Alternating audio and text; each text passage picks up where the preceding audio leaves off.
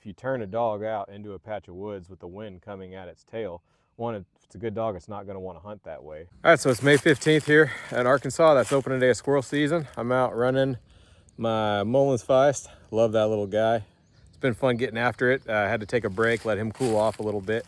And while we're doing that, I want to talk a little bit about training squirrel dogs in the summertime. It's a great time to be out here, but there are some things you need to keep in mind while you're out here doing it. Things are definitely different than they are in the fall. You want to keep your dog on game. And there's lots of young squirrels that have never been hunting running around. So that's a lot of naive squirrels that a dog can find success with. The problem is this time of year it gets hot fast, and your dog has a narrow window of time that it can actually be running around hunting, being productive, learning the game before it gets too hot.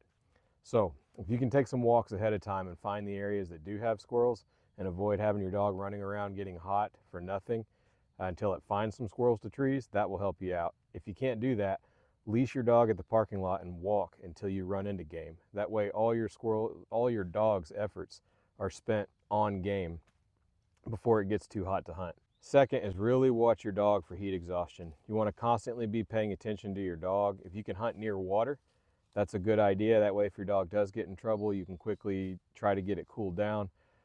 I start watching my dog. As soon as my dog's tongue starts hanging out of the side of his mouth, I will clip my dog on a leash. I'll walk him up to the top of the hill. I'll tie him to a tree in the breeze where he can lay, and he can let that cool breeze come across his face, hang that tongue out and cool down. You know, at that point in time, if your dog's had some trees, it's probably time to stop hunting. You can cool him down like that, providing he doesn't get too hot, you know, once or twice, and let him keep hunting for a little bit.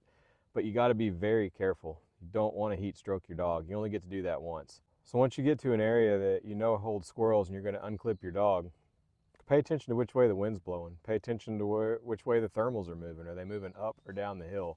Unclip your dog in a manner in which it can use its most powerful weapon, which is its nose, to locate that game. If you turn a dog out into a patch of woods with the wind coming at its tail, one, if it's a good dog, it's not going to want to hunt that way. It's going to constantly be trying to turn around and go into the wind because they have this very powerful nose that helps them locate game. So set them up for success. Turn them into the woods where they can take advantage of that. You know, if it's early in the morning, which usually it is this time of year is when I try to run, cut them loose at the bottom of the hill if you're in hilly areas like I am. Whenever the thermals are going downhill in the early mornings, you cut your dogs loose down there. They can run those valleys and they can scent check the whole hill above them. You're going to want to use a shotgun this time of year, especially if you're training. If you got an old seasoned dog that knows the game and you're just out for fun and you want to go after him with a 22, that's fine. But if you're training and you need to shoot game out for your dog, shotgun's going to be better for you this time of year.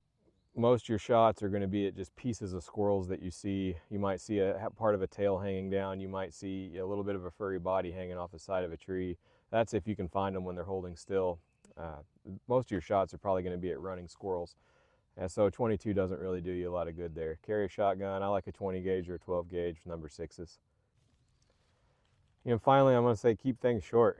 You don't need a lot of time to let your dog find some success and for things to start clicking. So especially as the summer goes on and the mornings start getting warmer and warmer, sometimes 5-10 minutes, 1 or 2 trees, that's all they get, and that's enough.